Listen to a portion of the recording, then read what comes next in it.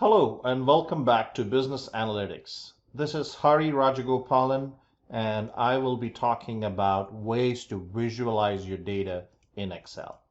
So we're still in the descriptive analytics module, and as you noticed, we have 5 modules here and we're still in the descriptive analytics module. And we talked about in the past how we use historic data to identify patterns and trends. And we have discussed the different types of data, and I keep repeating it because these types of data it's going to be important for you to understand the different types of data: nominal and ordinal, which are categorical; interval and ratio, which are continuous. You should know the difference between nominal and ordinal. Ordinal has some ranking, whereas nominal has no ranking. Interval and ratio, you should know the difference. This is absolutely critical for anybody who wants to do anything with analytics.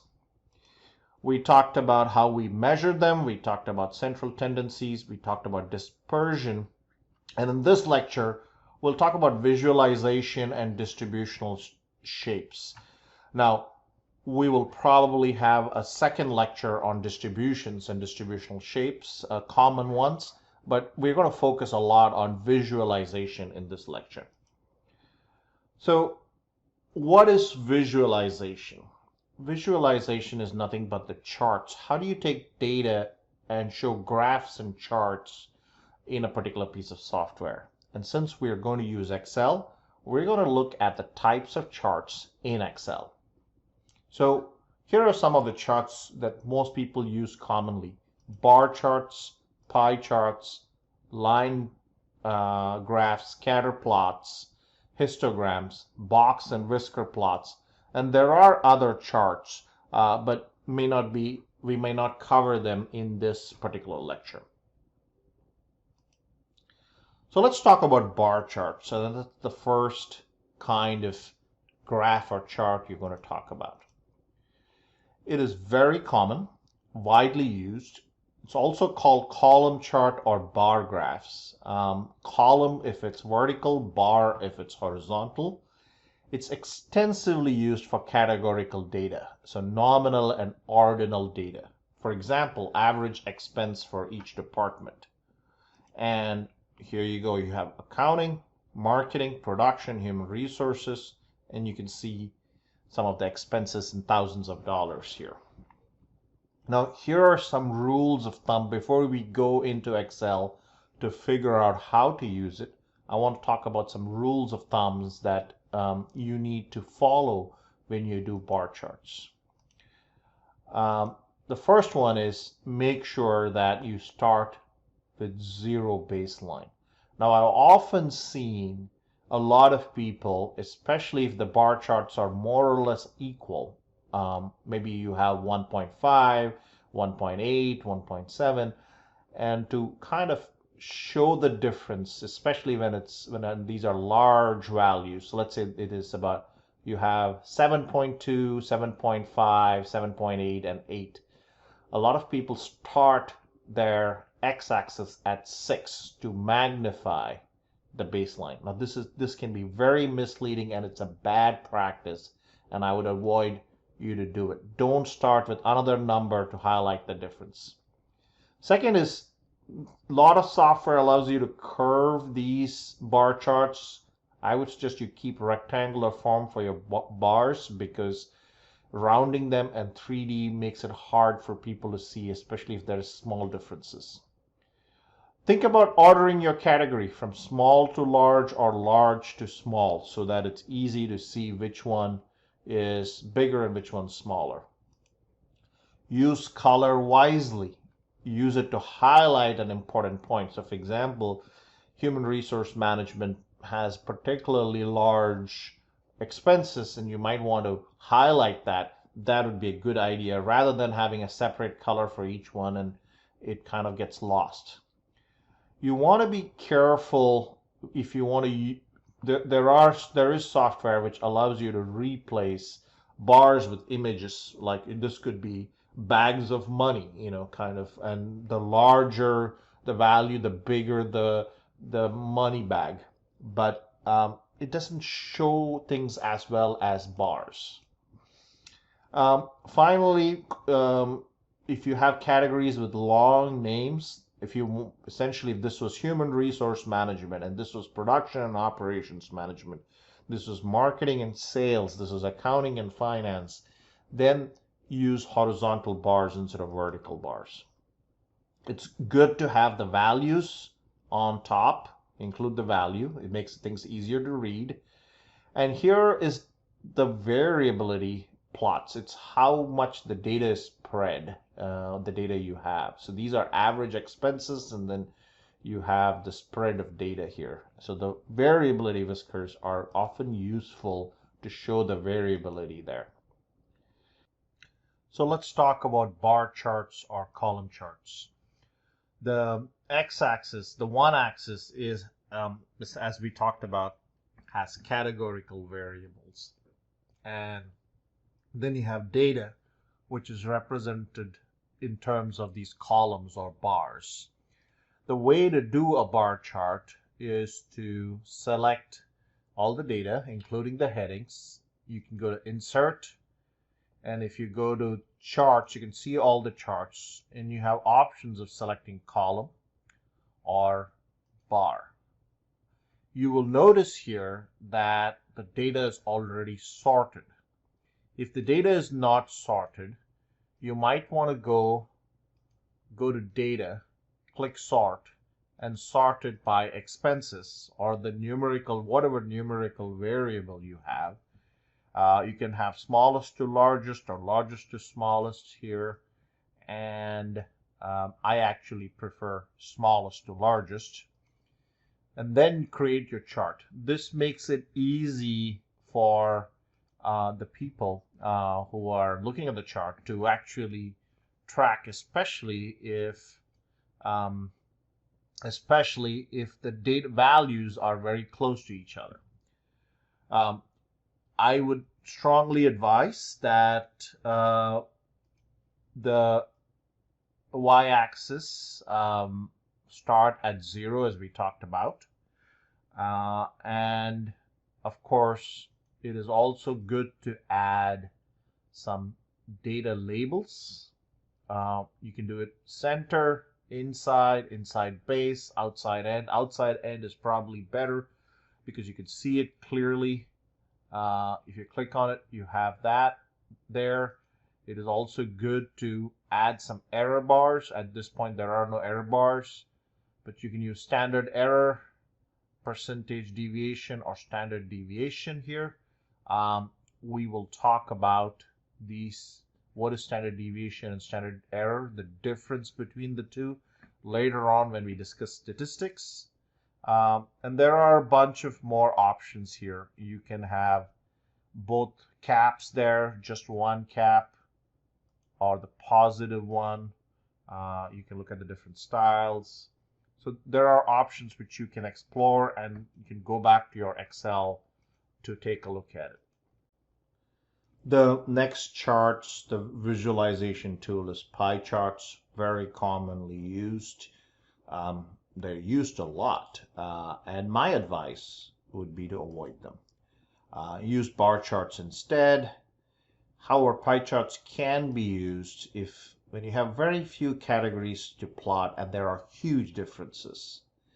The problem with pie charts is that unless the human eye can't really visualize the difference between 24% and 28%. It can tell the difference between 24% and 43% and 5%, but actually looking at 24% and 28% is really hard for the human eye. On the other hand, this is easier to tell. So you can potentially use bar charts, maybe stacked bar charts. And I'm really not going to go into how to use a pie chart because it's pretty simple, and you can check it up in the Excel worksheet, the link which I've posted. So that brings us to line charts. In this case, x-axis has continuous data, not categorical data like you had with bar charts. And very often it's essentially time periods, and it connects a series of data points. And line charts are extremely useful because they show and emphasize the change in values for one variable for continuous values of the second variable. So it looks at the x-axis and it kind of shows the change in the variable of the y-axis. Now you can use multiple lines for comparison. And here is an example where we have years, maybe a year-long sales, and you can see the change in the sales values over a period of time. Now, it is important that we use these sharp edges and not try to soften the curve, because this is not a continuous graph. You have 50 in January, 45 in Feb, 56 in March. There's nothing in between there, so it's very important to do that. Let's look at some of the do's and don'ts, or the best practices for line charts. So do choose appropriate measurement intervals and don't plot too many lines. A lot of times, and I've seen this especially when people try to do stocks. They want to put everything. So there are 50 different lines and you can't really tell anything. So keep the number of lines to the minimum. And here are some common misuses. So in line charts, because you are emphasizing the change in value rather than how big they are, unlike bar charts, you don't have to stick to a zero baseline. It's perfectly all right in a line chart to essentially, if the lowest value is 40 and the highest value is 60, to reduce the size of your y-axis. You need to identify the uneven gaps between points. Let's say there is, this 50, and then there is nothing between 45 and 56, and then it goes to 20. It is important still to have February and March there, because there is a gap between January and then April. Also, like I said, don't smooth the curve, even if it looks better. That smoothing the curve suggests there is data between the points. And sometimes people use dual axis. So, for example, this side here, it's a series of 10, 70, 60, 50, 40. And then some people might have a second line which actually has percentages here, another axis, y-axis here, or it could be in thousands, and that would be very misleading. So if your axis here is in tens, you need to, if your second axis, whatever you're doing, needs to also be in tens, okay? So here we have an example where we're going to create a line chart. You have months and then sales.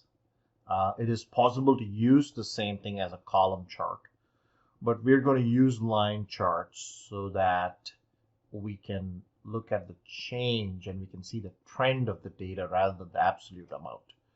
So here in charts, you can go directly here to line charts, or you can go here. I'm going to go ahead and use line charts here. Now, I like to use the line width markers, so it clearly shows what the data value is for January, February, March, and so. And you can see here that in January, Feb, and March, the sales increases. It's high before dropping dramatically in the summer and then slowly increasing again in the winter. So this is an example of line charts, and can be used. You can also use this line chart when you have continuous data. Now we're going to look at scatter plots, and scatter plots and line charts are pretty close to each other. Scatter plots are used to observe relationships between variables to kind of show patterns when data is taken as a whole. And so Using this, we can identify whether the variable's relationships can be positive or negative, strong or weak, linear or nonlinear. Some common issues. First, it's very important. Correlation does not prove causality. Just because two variables, the data moves in the same direction or an opposite direction, does not mean that one causes the other. The second one is don't overplot. If you have a lot of data, the scatter plot tends to be crowded, and you could potentially take a random sample to look at the relationship and make sure the sample is random, or you can plot with some transparency or use a heat map. But be careful, if you have too much of data, then especially at any single point, then it looks like a blob. So here is an example of a scatter plot. We're looking at sales with respect to price. And as you can see, as price increases in the x-axis, sales seems to decline. Now let me go back to this. Do not assume correlation is causality. While economic theory proves that increase in price does reduce sales, you can't take a look at this plot and then assume that this is causing that. It could be a third variable. It could be a spurious relationship, so you got to be very careful when you look at this kind of stuff.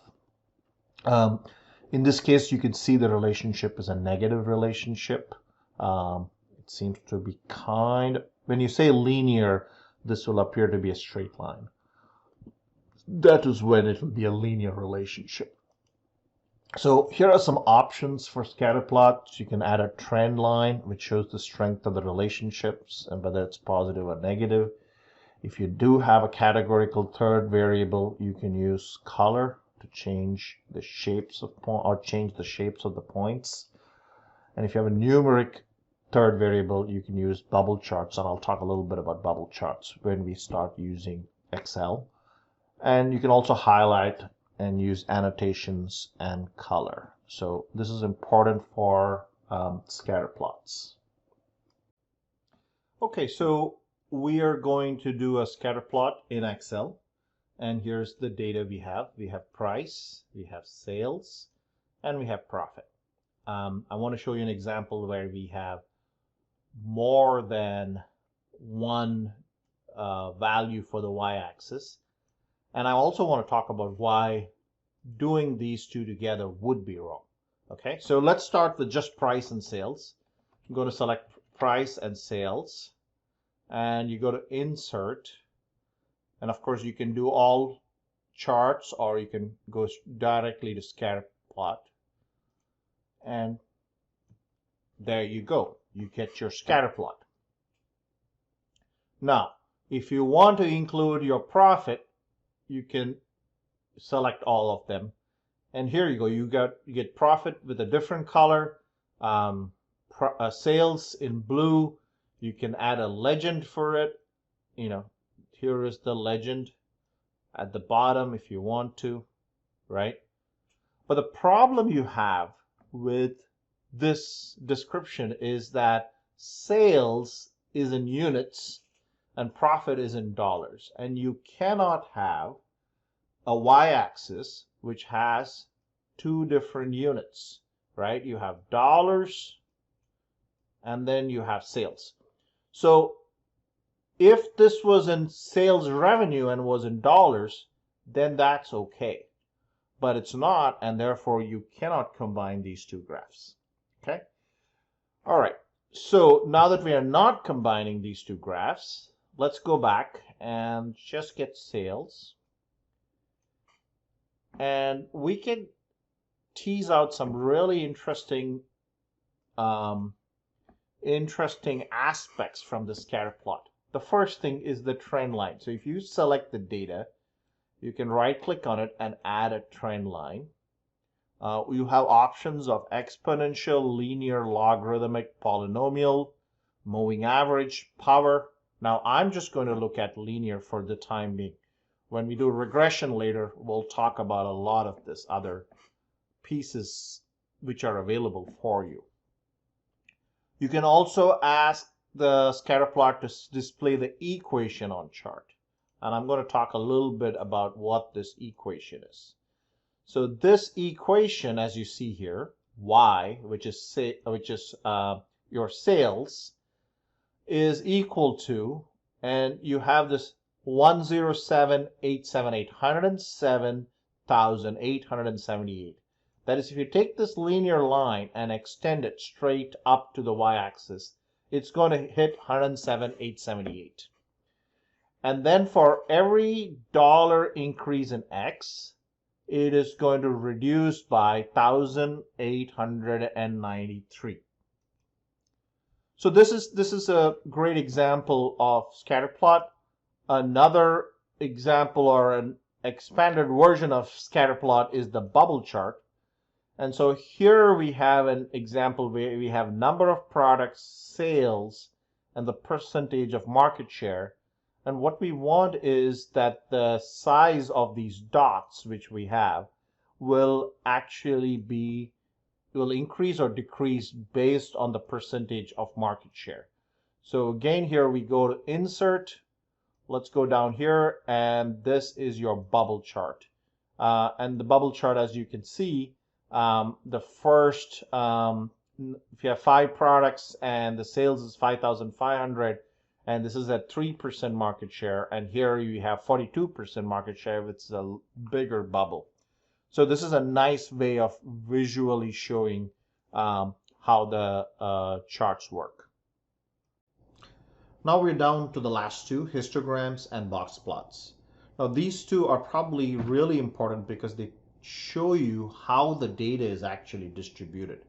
So probably a little bit more important than the bar charts and the line charts. And with the scatter plots, these histogram and box plot give you a good idea about the data distribution. It also shows you where the central tendencies, whether mean and median are at the center or mean is to a side. And mean being to a side is called skewedness. I want to talk about skewedness and another concept called kurtosis. To get the skew of a group of cells, Excel has a function called skew. If it's negative, it means mean is less than the median. If it's positive, mean is more than the median. Now I also want to bring a new concept called kurtosis, and you can calculate it using KURT. It measures whether the data is heavy-tailed or light-tailed relative to normal distribution. It's very often they claim that it's measure of how peaky the data is or how high it is, but it really does not. Normal distribution, the kurtosis is about 3. If it's less than 3, it's called platykurtic, which means that the distribution produces fewer and less extreme outliers than normal distribution. And kurtosis of more than 3, or leptokurtic, means that distribution produces more and extreme outliers than normal distribution. It doesn't really measure how peaky the data is, right? Here is an example of data which we're going to create 2 histograms for. We have 2 groups, group 1 and group 2. Group 1 is generated from a normal distribution. It has a mean of about $1,004 and a median of $997. So the difference between the mean and median is about $7, pretty close. The skewed group has a mean of 822, median of 835. Here the median is slightly more than the mean, about $13 more than the mean. And you can also see that the normal group has a minimum of 597 and a maximum of 1,324, whereas the skewed group has a minimum of 657 and a maximum of 871. And here you can see this is group 1 and this is group 2. And you can see the skew for group 1 is very, very small, whereas group 2 is negative 1.1. And the kurtosis is pretty much similar. Now, It says kurtosis is 0.82 and 0.83. Please understand Excel gives you kurtosis, which is 3 minus, so this is probably 3.82, and so it shows you as a 0.82, and this is 3.83, because remember, normal distribution has a kurtosis of 3, and this is basically, Excel gives you the difference between the two. So to generate a histogram, we're going to select all data from group 1, go to all charts, and then select histogram, and click OK. We have the ability to change the axis here. So the bins, as you see it here, you can do it as automatic. You can decide the bin width, and maybe you want to keep the bin width as 100, in which case it will split. Or you can decide on the number of bins. You can say, I want 20 bins, and it'll automatically separate out into that many bins. So these are ways for you to categorize this continuous data. Now, for this Q group, you can kind of take a look at the same histogram here. Let's go ahead and make up a histogram, and you can see that it's skewed to the right. And if I went and created the same 20 bins, here you go. That's the histogram, and you can see it's very much skewed to the right. So histogram, along with your percentiles and mean and median and the min and max, gives you a nice understanding of how the data is distributed. The first one, group 1, you can clearly say is a normal distribution, whereas the second one is clearly a skewed distribution.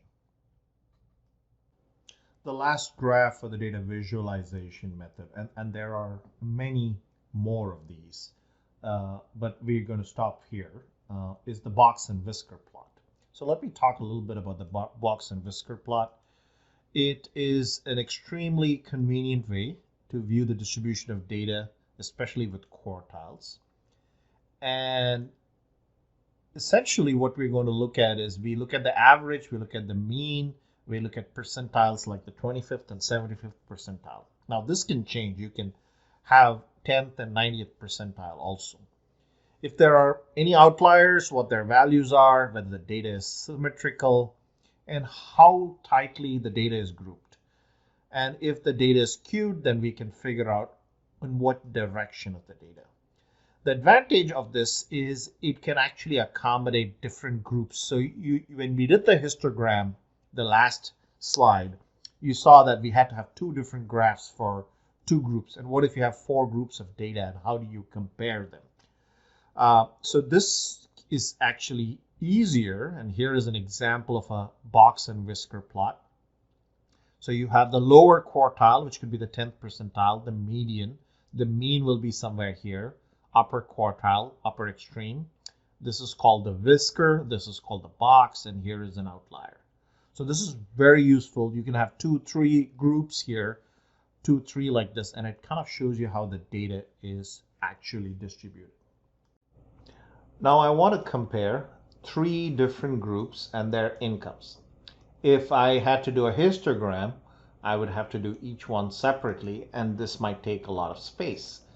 But with a box and whisker plot, I can actually do it all in one shot. So let's take a look at the box and whisker plot.